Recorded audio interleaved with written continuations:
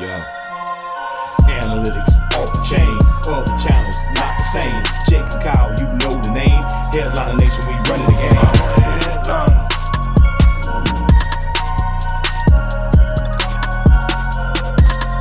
I'm a headliner.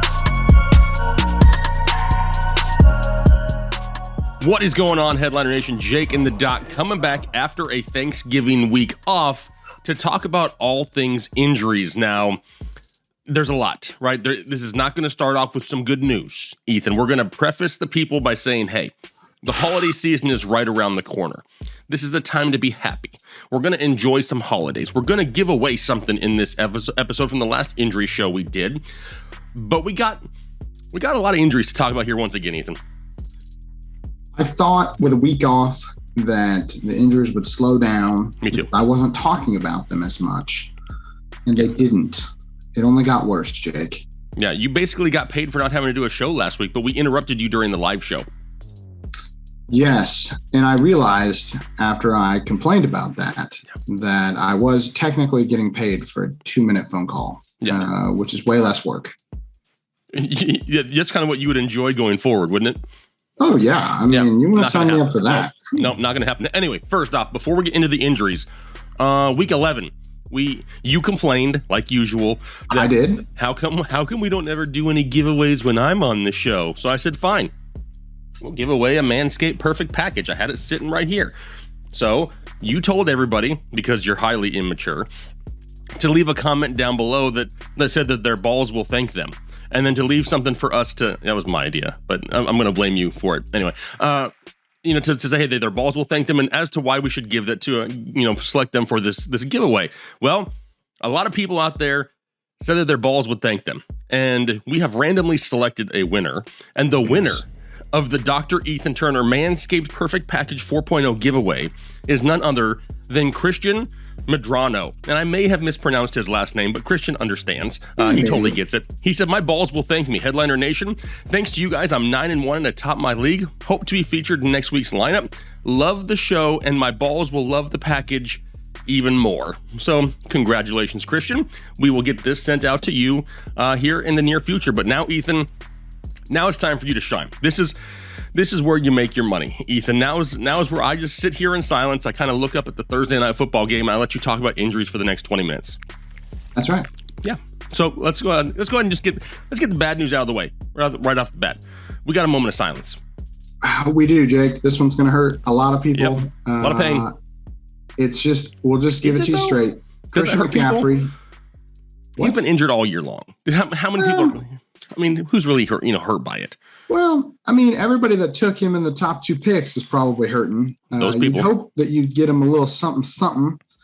Maybe you traded him as soon as he came back, but you probably didn't because you thought that he was going to finish the year. I certainly did. He has an ankle sprain, probably a high ankle sprain, given that the team pretty much immediately put him on IR, said he's not coming back this year. And so Christian McCaffrey, another down year. I'm very curious to see how this affects him going into next season. Where does his value end up, in redraft next year? I don't know. I think that he's definitely slipping for sure. You can't burn us twice. And so maybe he's a value by the end of by the beginning of next year. It's hard to say for sure, but all we know is that Christian McCaffrey is done for this year. I don't think I take him, and this is obviously there's some recency bias going on here and stuff, but as of right now, I don't think I take him in the top 5 next year in redraft. Yeah, I don't think you can. I don't. It's just, and it's hard for me because really the injuries that he's had over the last 2 years, none of them outside of, the high ankle sprain potentially right now are really things that I would say worry me going into next season. I mean, Derrick Henry's injury worries me more next year. Dalvin Cook, who we'll talk about here in a second, that worries me more going into next year. Any ACL tears worry me more going into next year. So it's just the things that have happened to Christian McCaffrey are not usually what I would consider, year after year concerns. Yep. But now we've seen 2 straight seasons of it. You kind of have to just discount him. I mean, you just have to. Who knows what's happening? He's just not as durable as what he showed he could be to start his NFL career. Yeah, no, absolutely not. 100%. He has gone. Moment of silence for Christian McCaffrey. But now there's already some players that we know are going to be ruled out and not playing here this week. Who are they? Yeah, we'll start with Dalvin Cook, who I just mentioned. He's dealing with a shoulder dislocation. This looks pretty bad when it first happened. Painful. It was reported that this was possibly in conjunction with a labral tear. Those two injuries tend to work together. Basically, the shoulder dislocates, and as it's popping out of the socket, it takes a piece of the labrum and actually stretches it and tears it with it. And so then Dalvin Cook and the head coach both came out and said, no, we didn't actually tear his labrum. Well, it's definitely going to be loose compared to what it was before.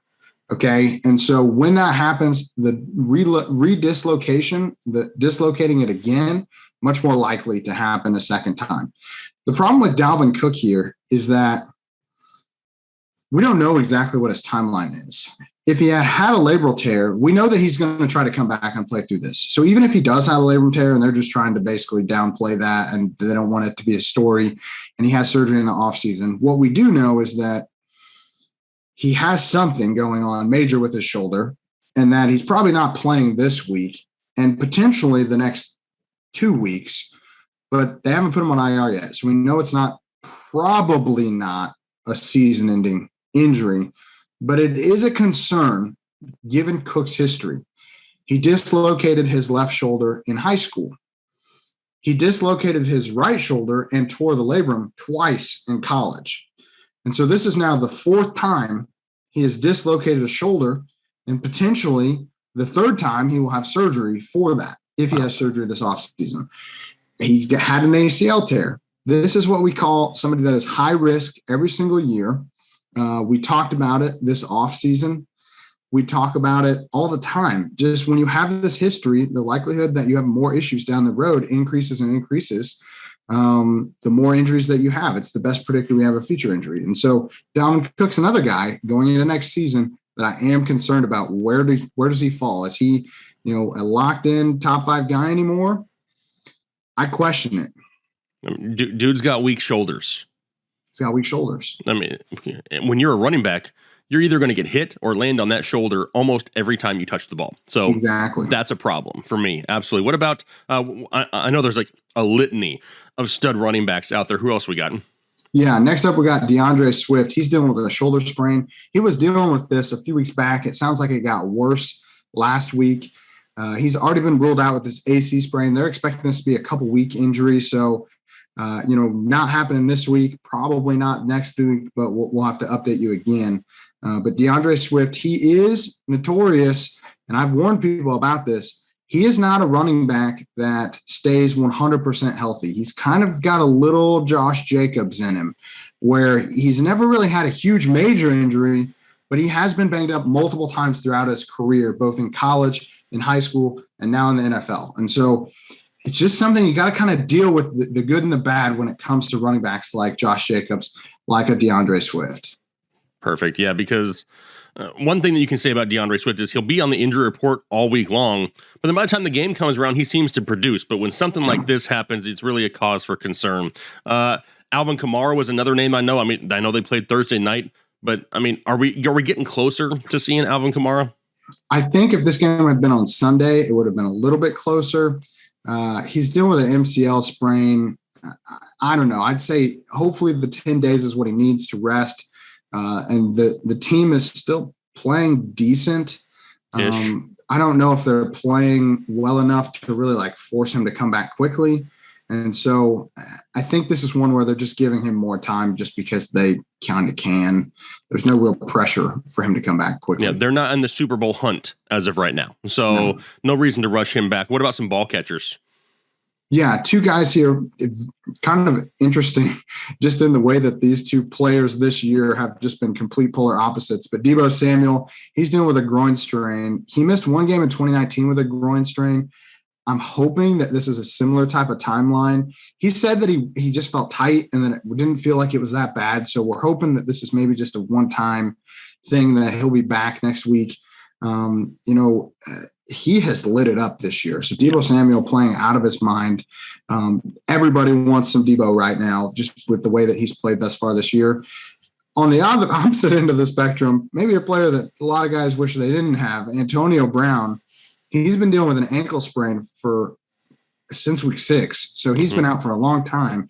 He was just busted for misrepresenting his COVID status and has now been suspended for 3 more games. And so I thought it was kind of funny that they came out and said, oh, yeah, we're not expecting Antonio Brown to be back for the next 2 weeks because of his ankle. And then we find out, not even a few hours later that, oh, yeah, he's been suspended for 3 games. So, of course, we're not going to see him back. Yeah. To me, Antonio Brown is droppable. I just don't see any way that he comes back with a 3-game suspension to do anything for your fantasy team. Yeah, I think by that point, even if he does return end of season, he's not going to be, thrown right back into a role where he's getting double-digit targets in an offense that's already full of studs. So, yeah, I agree. He's probably droppable at this point. Anybody else you want to talk about before get out of here? Yeah, because people are going to ask me about Chase Edmonds. He's been dealing with an ankle sprain. Cliff Kingsbury came out and said that he doesn't expect that Chase Edmonds to come back this week. He's looking at next Monday. So it's James Conner week again. Fire up some JC, baby. Love me some James Conner. All right, now let's move on to all the players that we're just looking for updates at this point. And there's so many people out there that are injured. And I want to preface this before we get into all these names. Obviously, we cannot sit here and go through the entire NFL injury report because we would be here for like 16 hours going through every name. So if we don't cover a name that you're looking for something, just leave us a comment down below and we'll try to get you some type of a status update. But Ethan, let's kick it off here with quarterbacks and another one of my Arizona Cardinals, my boy Kyler Murray.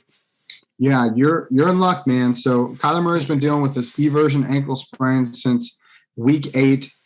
He's been getting in some practice this week. He is expected to return this week against Chicago. That's good news for the Cardinals. I don't think he's necessarily 100%, but Kyler Murray, even at like 75%, is probably a top 10 quarterback. So you're just going to roll with him if he's playing, and it does sound like that's going to be the case. Perfect. Aaron Rodgers, he's been dealing with a left toe injury. We found out that this was a fracture. Originally, I thought it was turf toe, but it is broken. He is planning on playing through this, but he's resting up this week because he's on bye. I just wanted everyone to know that it is a toe fracture, not turf toe. So a little bit different. They're hoping it will heal up. They don't think he's going to need surgery, but it's worth knowing that he's dealing with this because there is a chance if it gets worse that he could miss a portion of the fantasy playoffs, and they might even make him miss a couple games if he were to opt for surgery, if they're getting close to clinching a playoff berth. Stupid question, but which is worse, a toe fracture or turf toe? The fracture will heal.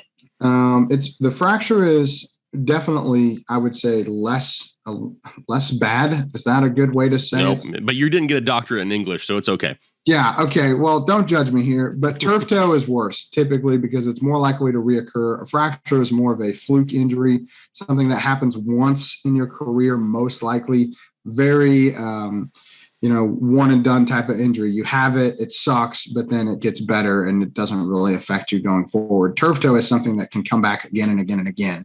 And so that is definitely more concerning. Gotcha. All right, moving on. Justin Fields, he's been dealing with cracked ribs. He was limited so far this week in practice, so he is getting some practice reps in. I kind of expect the team to start Andy Dalton anyway. Fields could be active, but in kind of an emergency backup role. If Andy Dalton's really stinking up, maybe you see him in the second half, but I'm not expecting Justin Fields to be startable this week dealing with these cracked ribs.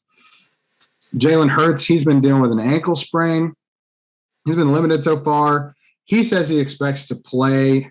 I mean, they're playing the Jets. The Jets are terrible against the run, but I am a little worried that this injury could limit Hurts' upside in that area, which is really where he's been dominating for fantasy, especially in that rushing production. If they make him throw or force him to throw, I question to see how effective he's going to be.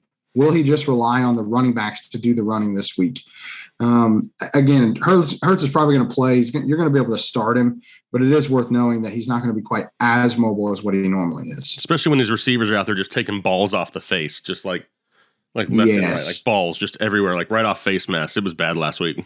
Yeah, right off the face. Yeah, right off the face. Balls on your face, never a good thing in football. Just a child. Let's talk about Daniel Jones. He's doing the next. Well, I guess he's got a sore neck. His neck hurts. His neck is like his game 30 hurts. inches long, and so no wonder it hurts. If I had a neck that long, I'd want it to hurt. He's been limited in practice. He's expected to play. Yay, I guess. No, I don't really care. Last he a up bust? here, this is what? Is he a bust? Who? Daniel Jones. Is he just From a bust? NFL pick perspective? Yeah. Absolutely. Okay, good. I want to make sure because there's a lot of people that still believe in Danny Dimes, and I don't know why this guy keeps getting opportunities because he is not good. Dude, I've seen a dime. I'd take a dime over Daniel Jones. Exactly. You classify a lot of things as a dime these days. That he ain't one of them. He ain't one of them. That's right. This last guy is probably the most, I don't know, mysterious injury of the week. Ooh, Ethan's mysterious injury of the week. We need like a cool sound effect. I know, we do. We'll put Taylor on that. Okay. Matthew Stafford. He says he's not hurt. Rumors are swirling all over that his health is not at 100%. He's going to play, but the last few weeks, he just does not look quite right. This isn't the same Matthew Stafford we saw in the first quarter of the season. We know that Stafford is notorious for playing through injuries. Mm-hmm. He's a tough guy. He's old school. He likes to play through these injuries. But the fact that he hasn't played well the last couple of weeks, and we've seen him on the injury report a few weeks ago, and now he's like, well, I'm not on the injury report, so I must not be injured. And okay, Tom Brady last year played with an MCL tear, and he was never on the injury report. The NFL isn't they are not enforcing the injury report as the end-all be-all report that it's supposed to be. So I don't trust it. I think something's wrong with Matt Stafford. Is he still worth starting? Yes. But just know that his upside is a little bit limited. Gotcha. All right. What else? So what else we got? We got some ball catchers. So many ball catchers. A lot of ball catchers. Who do we got? Let me just run through these right quick, Jake. Go it. You just hold on to your butts, okay? Allen Robinson, dealing with a hamstring strain, has not practiced, hasn't played since week 9, not expecting him to play. Darnell Mooney, start him up. Corey Davis, dealing with a groin strain. He's also not practicing. Don't expect him to play. Not sure if you'd really be starting him anyway, but Elijah Moore is kind of the guy now, I guess. Ish. DeAndre Hopkins, your boy. Okay. He's been dealing with a hamstring strain. He's been limited in practice. Not quite as optimistic as Kyler Murray, but still optimistic that he will return this week. I'm kind of tempering my expectations. He's probably going to be on some type of snap count. That re-injury risk, again, biggest concern, first 2 weeks he comes back. And so we are concerned just on the volatility of him. Will he re-injure it if they push him back too quickly? Possibly. So that's a little bit concerning. But it's DeAndre Hopkins, man. If he's playing, that's a hard sit for me. Mm-hmm. 2 guys here from the Giants. We're only down to 2, so that's not – I guess that's an improvement. Right direction. Usually it's the whole wide receiver core. Kadarius Toney, he's been dealing with an oblique quad strain. Man, this guy, like when he's healthy and playing, he just vacuums up targets, but it doesn't seem like he's ever quite healthy. Constant risk that he's going to miss games. It doesn't. He is Will Fuller. I know. I hate to say that, but it does seem that way. Yeah. Toney isn't practicing yet. Doesn't look like he's going to play. Sterling Shepard has been limited in practice. Does look like he maybe will come back. Maybe in PPR league, if you're really desperate for a wide receiver 4, you could throw a dart, I guess. Kenny Golladay has done absolutely nothing. He's not hurt, but he is just absolutely stinking it up. So maybe the whole offense is weak. I don't know. Saquon Barkley's healthy, so that's good. He's a full participant. I don't have to talk about him anymore. So that's perfect. Good. Awesome. 2 small, fast wide receivers, Brandin Cooks, Devonta Smith. Now, normally I put teammates together, but these guys are both dealing with an illness of some sort. It's going around. You know, I know, everybody knows. Dealing with it. It's the time of year that people get sick. We don't know what's going to happen with these guys. Just keep an eye on it. We've seen players miss in games due to illness already this year. I mean, Lamar Jackson missed a game. So clearly there's something going around the NFL. But it's not COVID related, so we can't for sure say that they're not going to play, but just kind of keep an eye on it. Got it. Last up, a little bit of good news here. Devante Parker, he's missed the last 4 games with a hamstring strain. He's back practicing, is expected to return this week. So if you were really hoping for Devante Parker, or you're hitting me up in the comments every single week, even though he's on IR and wasn't practicing and was not allowed to play, guess what? Devante Parker is back, baby. So be excited. Leave me a comment down below about how excited you are that I finally talked about Devante Parker. Perfect. All right. What about some ball carriers? Okay, so first guy up here is Ezekiel Elliott. I know he played last night. He's been dealing with a knee injury that's limited him multiple weeks now already. As of this recording, Zeke really hasn't done a whole lot against the Saints defense. Nobody has in the running game. And so because of that, we don't really know, I guess. Was Zeke supposed to be a decoy this week? Was he actually playing or trying to be good? It's hard to say. He doesn't look quite right. I'm starting to lean towards like he's not what we want him to be. More RB2 than RB1, more start-sit decision versus like locked-in starter. So just know that hopefully he'll be, 10 days rest, he'll be good to go, but you can't guarantee that. Something is bothering him, and it seems like it's a chronic knee issue. Gotcha. Darrell Henderson's been dealing with a quad strain, hasn't practiced yet this week. McVay did come out and say, oh, yeah, we expect Henderson to play. McVay is full of it. He's just going to play some mind games on us. We don't trust anything coaches say anyway. Henderson isn't practicing. If he's not practicing, there's a pretty good chance he's not going to play. The Jags are on the schedule too. I think that's going to play a role. I think the team can beat the Jags pretty handily without Darrell Henderson. So I guess it's a Sony Michel week. Let him have a crack. Maybe, flex worthy a little bit more with the Sony Michel. Won't be sexy, but maybe. We'll take it. We'll take what we can get at this point. Let's be honest. Melvin Gordon's been dealing with a shoulder and hip injuries. He hasn't practiced yet this week. They came out and said that he was 50-50 to play. I'm not buying that, okay? This is looking more like a 20% chance he plays. But I think Javonte Williams is, lining himself up to not only take over the backfield, but be potentially a league winner. So give me Javonte Williams. Get rid of this Melvin Gordon guy. He's ancient. He's banged up. Like, get him out of here. Let Javonte Williams be a stud. If Javonte Williams is out there by himself this week on Sunday Night Football against the Chiefs, I'm going to be an excited individual. And Jake is easy to excite. You better believe it. I believe it. Okay, next. Let's talk about Josh Jacobs, man. Okay. He's been dealing with an ankle sprain that popped up in the middle of the week, which is just exactly what you want to hear from a guy that's already missed 3 games this season. Wasn't injured Wednesday. Now he's limited with his ankle injury on Thursday. He's going to be a game time decision, very risky RB2 play if he does play this week, if he's banged up. He's not exactly what I would call a burner, so kind of a risky play. He's really been touchdown dependent the last, half of the season. And so even though he has been playing, I don't love it unless you absolutely have to play him.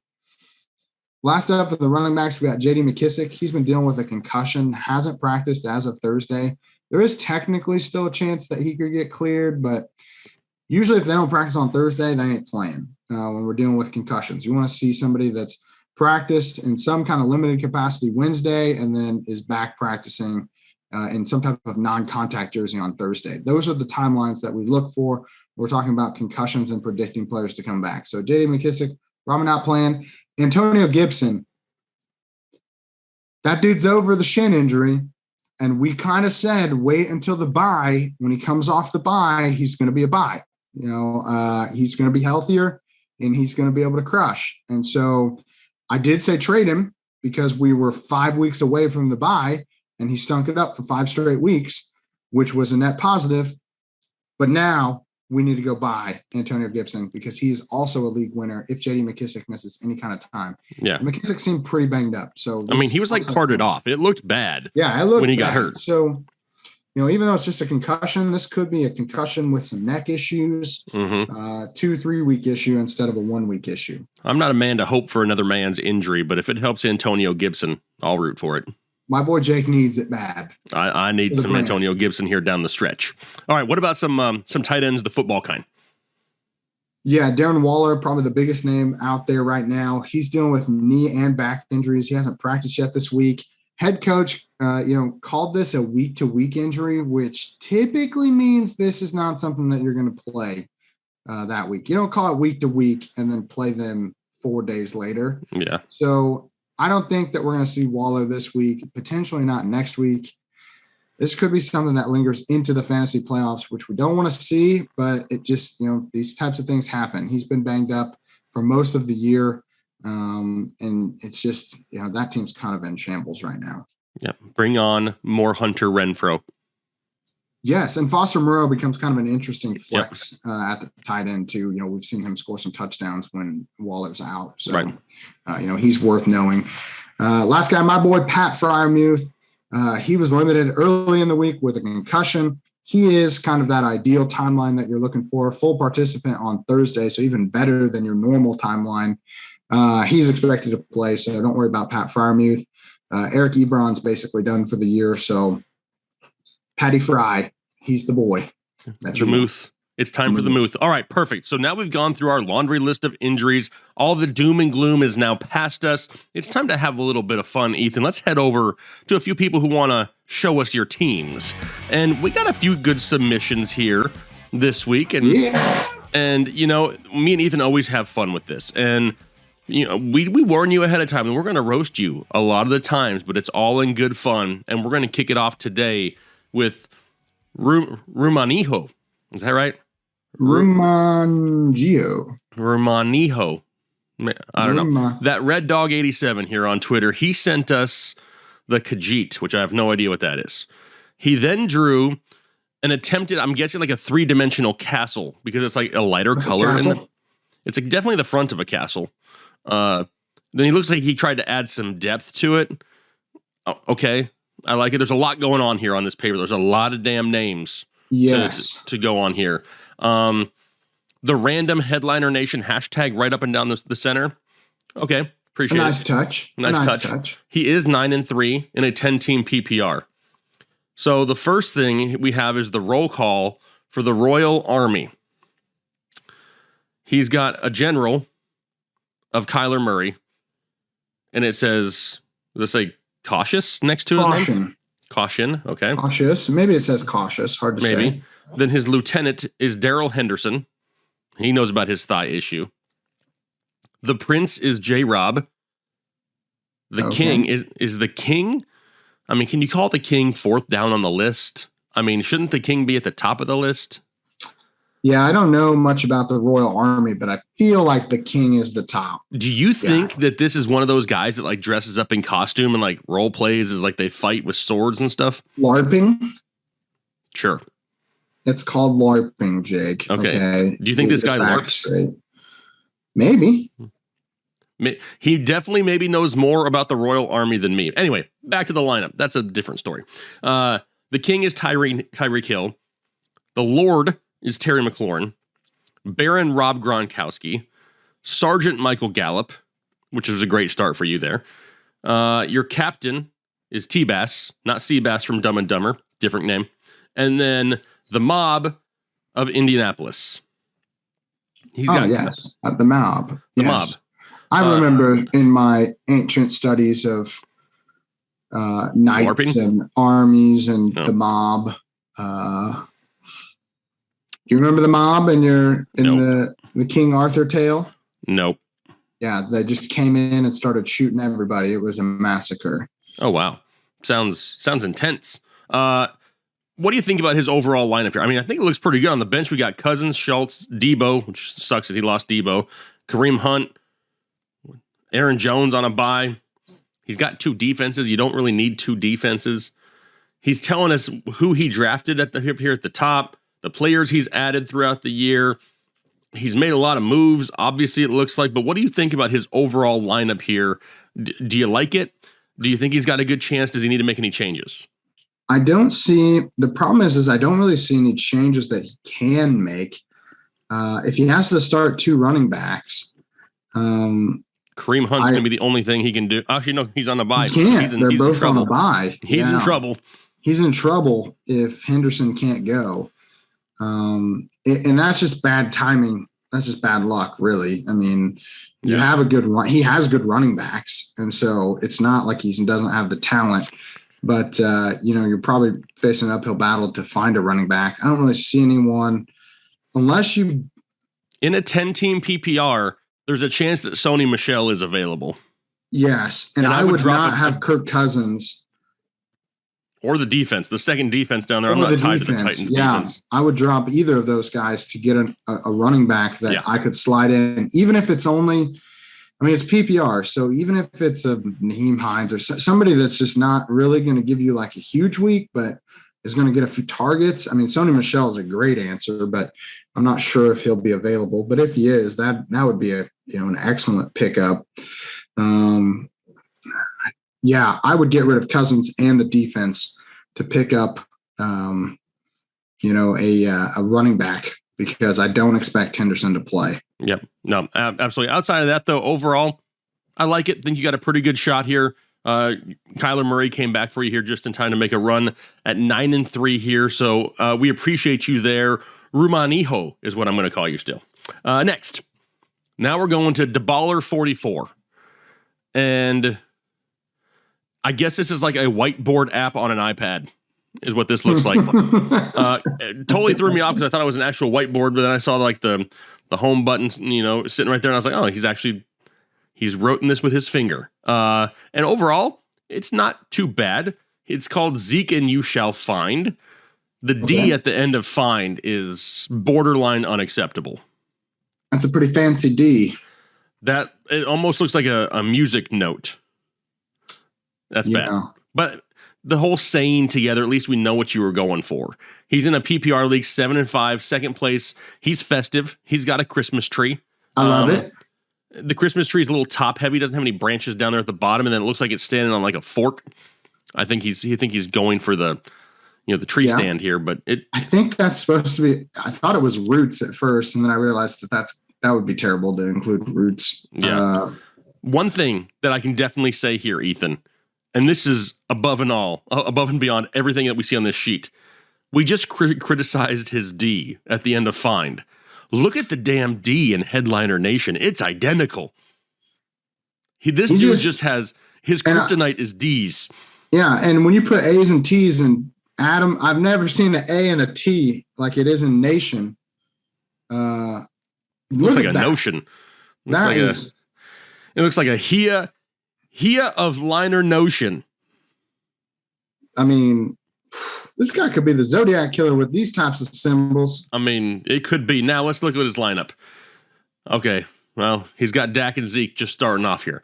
Let me look at what's going on right here in this game. So as of right now, at the time of this recording, Dak Prescott is 22 of 30 for 197 and a touchdown. So you're looking at what? 4, 5, 6, 7, 13 points for Dak. Not horrible, and he still has a quarter to play at the time that this is being recorded right this second, and that was not a big play that just happened. Okay, perfect. What about Zeke? Zeke right now, 7 carries for 14 yards, 2 catches for 2 yards.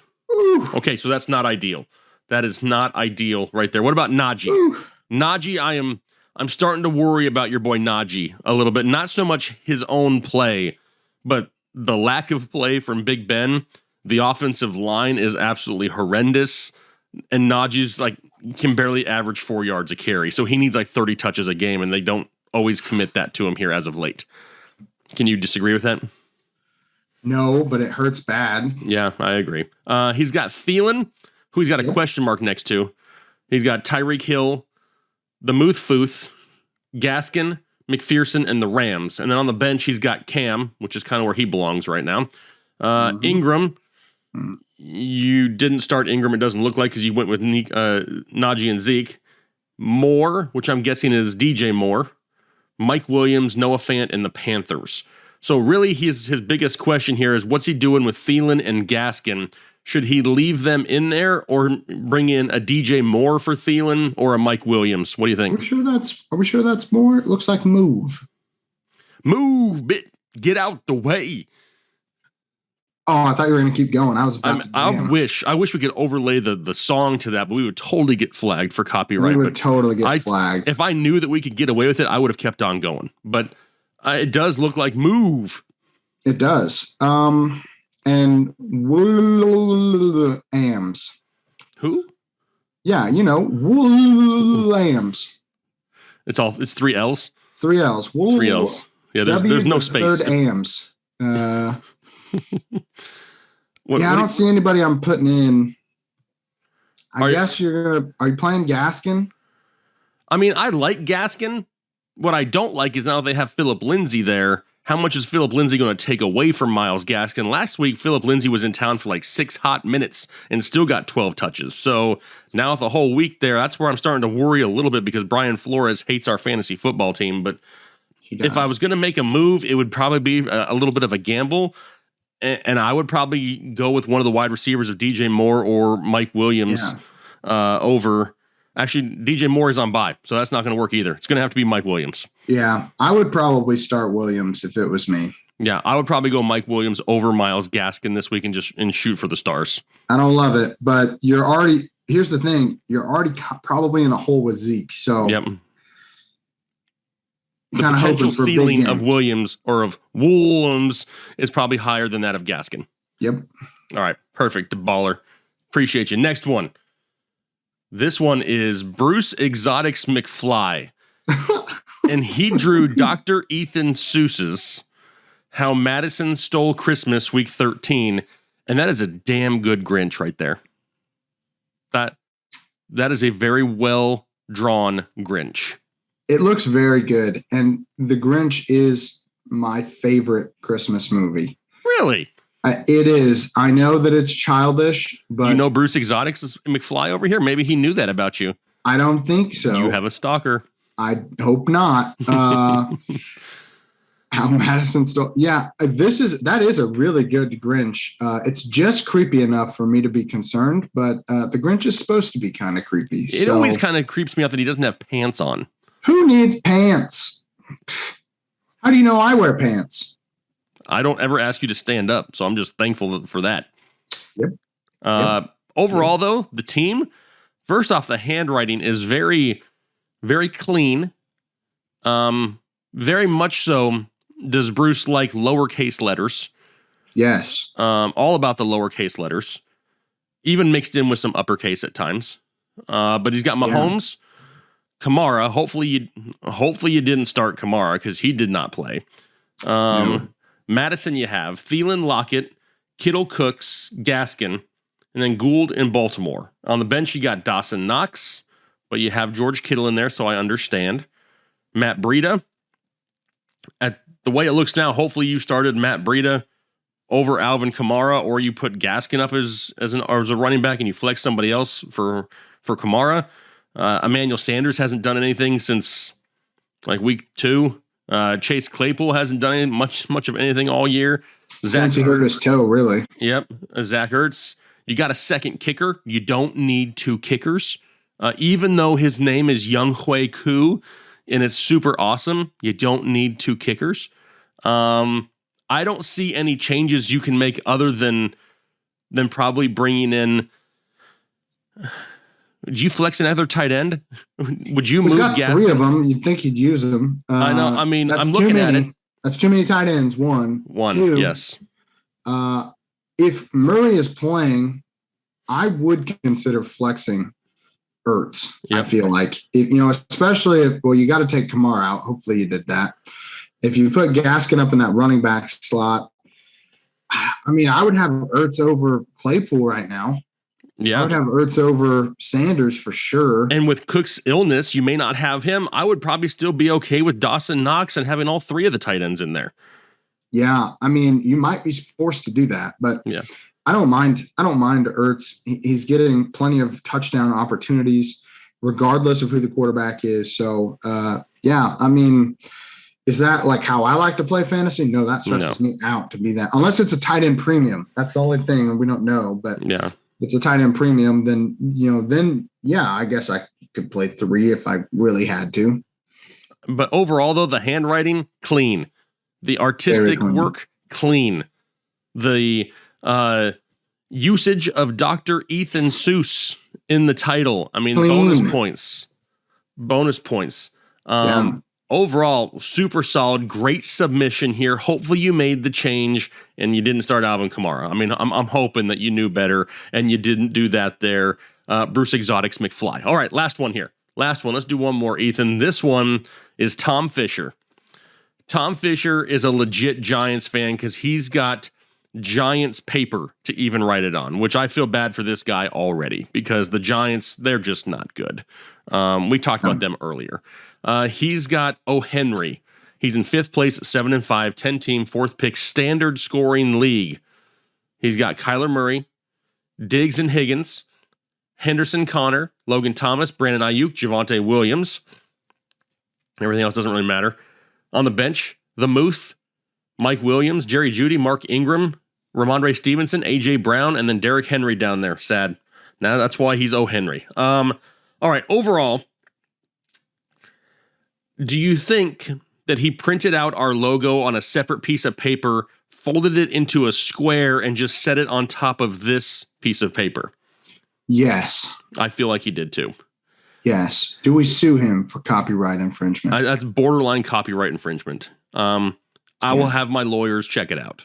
If he was really smart, he would have put our logo on top of the Giants logo. Oh yeah. So as to avoid embarrassment. Or hand drawn the logo and made it his own. True.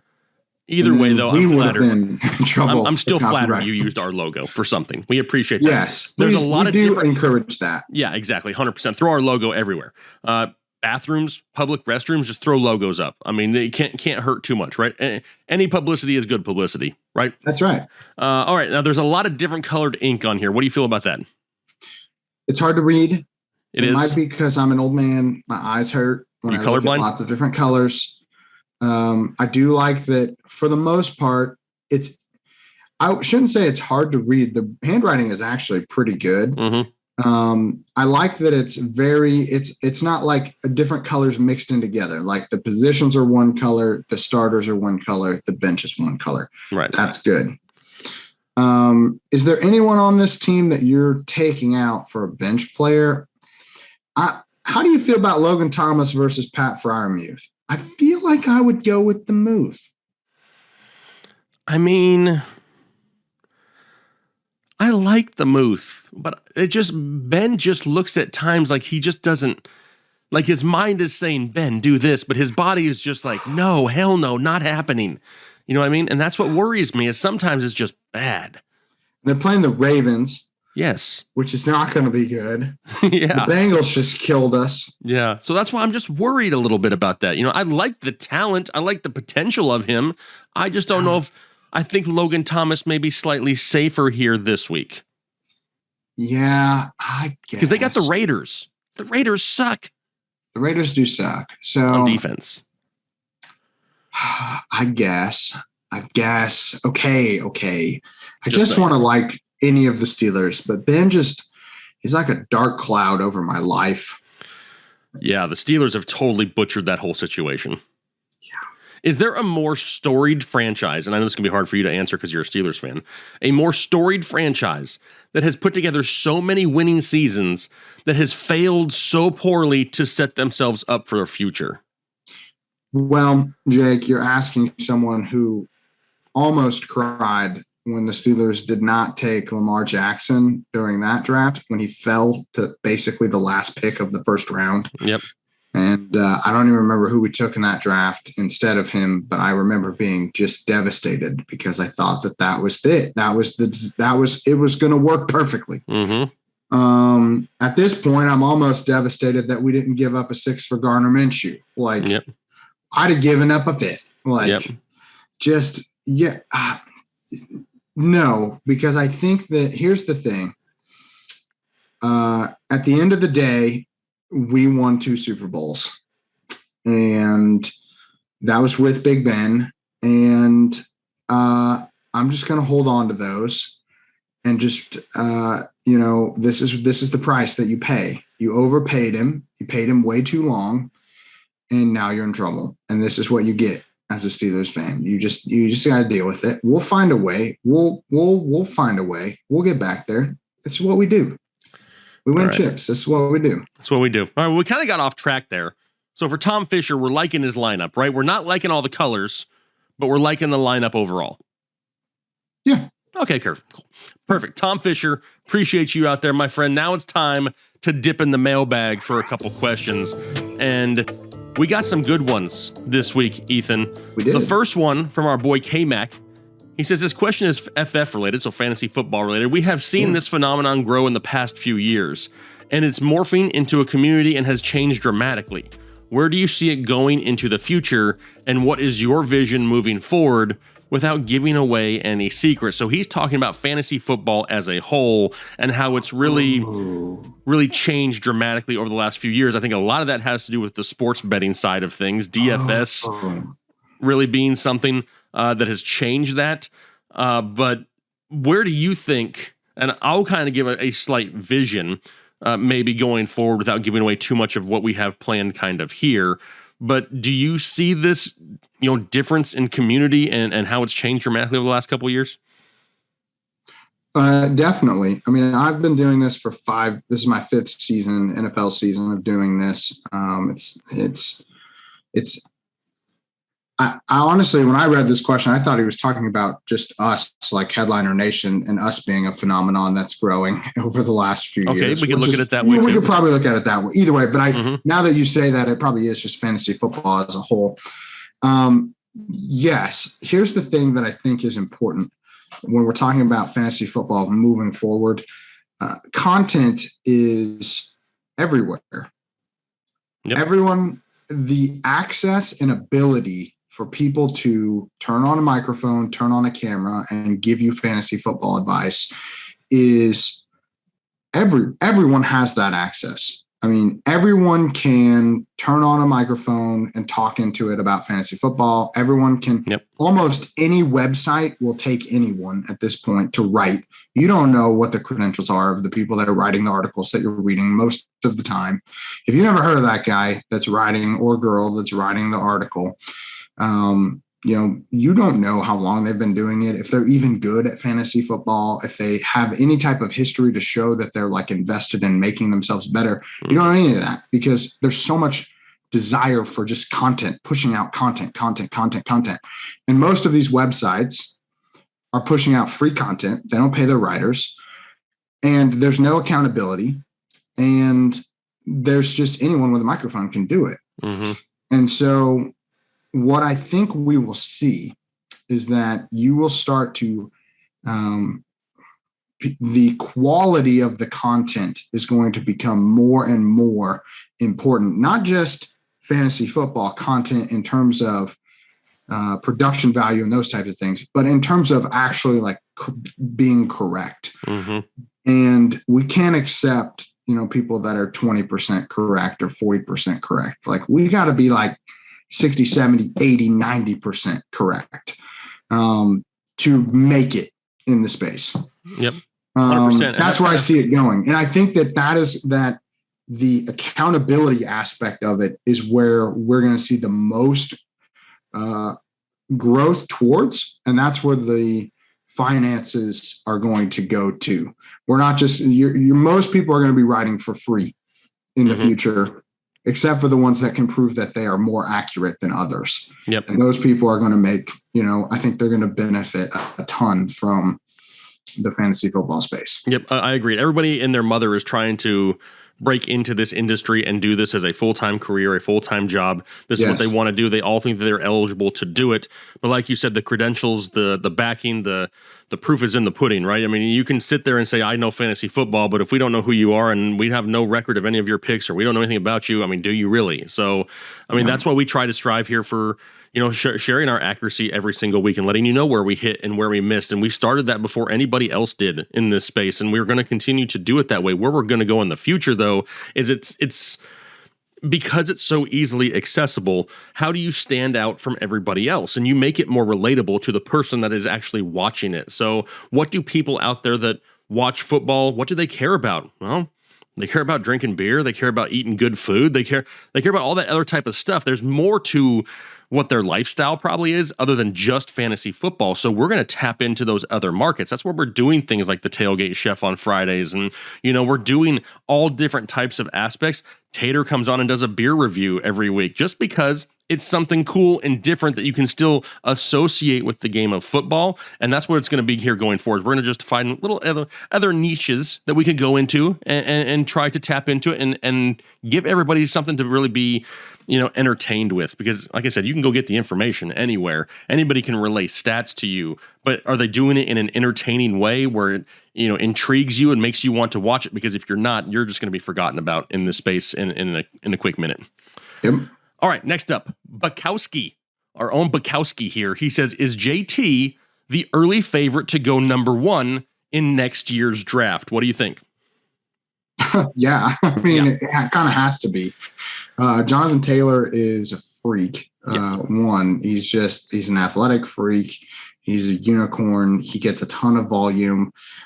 He's never been hurt. I mean, this is the next guy that for the next 2 or 3 years, we're just going to have to deal with the fact that Jonathan Taylor is like the RB1. Yep. And his price will be astronomically high in all leagues and all formats. And if you don't have a top, probably the top pick, you're just not going to get Jonathan Taylor. That's just how it is. No, I totally agree. This is in part mostly to do with, one, his amazing play, but also just the top options can't stay healthy, are falling off of a cliff. I mean, Derrick Henry is hurt. Christian McCaffrey is hurt. Saquon Barkley is probably the only one that's maybe has, if he finishes the year super, super strong, maybe has a case for top 2, but he's burnt enough people this year and last year and the year before. It's just, there's just no way you can't justify it over a guy like Jonathan Taylor. So unless we see somebody come in and just absolutely destroy from the running back, I don't think we see it. And I know that this draft class coming up is not going to have that guy. So not going to unseat Jonathan Taylor. No. Najee Harris, I guess, is the only one that's close, but Jonathan Taylor's a year younger than Najee Harris. And he's already doing this. Yep. A year younger, which in a better situation. In a better situation. And their team is only going to get better. Yep. They could upgrade at quarterback. Their offensive line could still improve. Their defense is getting better. They're a team that's really trying to move towards the next step, which is building around Jonathan Taylor. No, I totally agree. 100% agree there. Dominique Evans, next question here. Is Adrian Peterson going to the Seahawks relevant, or does it just further diminish value to the other Seahawks running backs? And I included this question for this reason. A lot of people will see so-and-so sign somewhere here and they just totally over-exaggerate how great of a situation this is. This backfield sucks in Seattle. They cannot run the ball to save their lives. Alex Collins, DJ Dallas, we've seen Rashad Penny, Travis Homer. I don't care who you throw back there, especially Adrian Peterson, who, even though is still maybe a high-profile name-ish, is nowhere near what he used to be 5, 6, 7 years ago. And I don't see any value here with him going to Seattle, regardless of how much time he ends up seeing on the field here in the near future. Yeah, I just don't see any way. Me neither. I don't want any part of any of these running backs. No. To me, all this season has told me is that Chris Carson may be really good. It's a shame that he hurt his neck.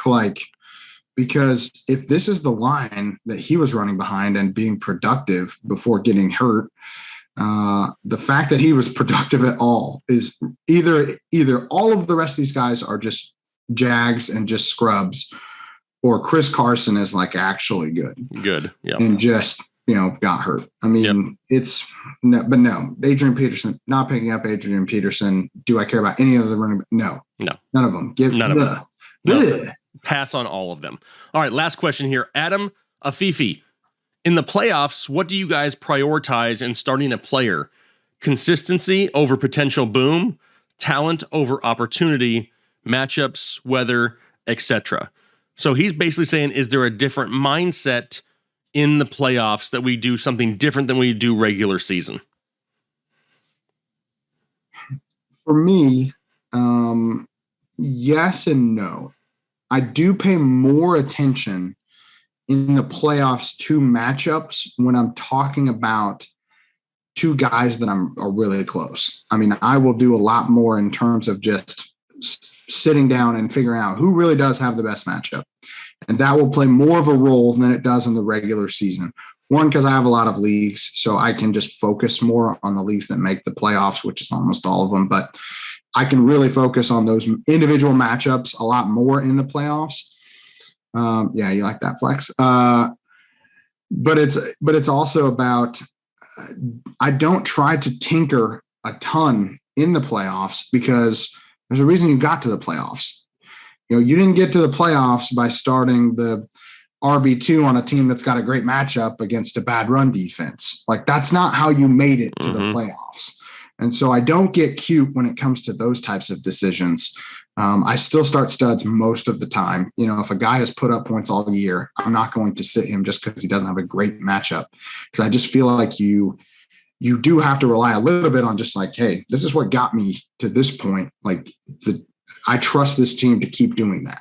Right. Yeah. And for me, one thing that I'll really pay attention to towards the fantasy playoffs, and it really is going to be something different that we may see this year for the first time ever because the season is 1 game longer, but typically towards the end of the NFL season, some of the studs that you have that are on these good NFL teams will start to be rested later on in the season a little bit more. I will pay somewhat a little bit more attention to that because I don't want to start somebody who's going to go out and play a quarter because they don't need him because they're getting ready to head into the NFL playoffs, but I'm not going to go out there and not start a stud either just because I have a hunch, not based off of anything legit that's happening in the NFL. So like you said, don't get too cute, but really just pay attention to the entire situation. And that's kind of what we do with all of our start sit videos anyway, is just lay out the entire picture. This is everything that's, on the table for this game right here. Make your, decision based off of all the information that you actually do have. And don't guess a whole lot, because the worst thing you can do is get too cute, try to make up your own scenario in your head, have it not play out, and have you get kicked out of the playoffs because you thought something was going to happen that wasn't even remotely close because you ignored all the facts. So don't get too cute. I'm not changing up a whole lot from regular season to postseason. It's the same thing. If it's a regular season game and I'm chasing points, maybe I have to put somebody in, later in the week that has to maybe have that higher ceiling because I got to make up a busted player who played on Thursday night that didn't get me something like that. You're paying attention to, but run what you brung, right? You got there for a reason, like Ethan said. Continue to roll and just win fantasy football championships. That's all you got to do, Ethan. All you got to do is win. Dude, all you got to do is win. Dude, just win. It's not the end of the world. You just got to win. All right. So, hey, we covered a bajillion and 12 injuries. We had some people show us their teams. We dipped in the mailbag, and we gave away a Manscaped Perfect Package 4.0 earlier in the show, and we've had fun all along the way doing it. But now is the time where we start to transition into the weekend. The weekend tailgate show will be out a little bit later here in the day, so make sure you check that out as well. But Ethan, unless you have anything else that you are just pressing to tell the people, I think we've covered everything we need to cover here today. I do have to tell the people something. Okay.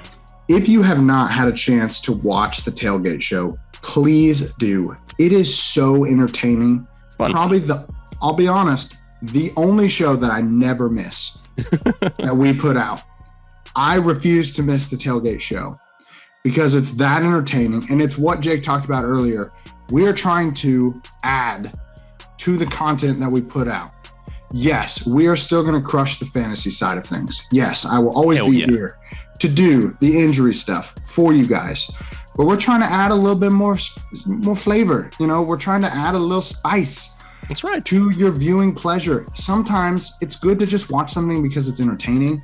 And I'm telling you, that tailgate show is damn entertaining. We have fun doing the tailgate show, and it's going to be something that's going to evolve over time.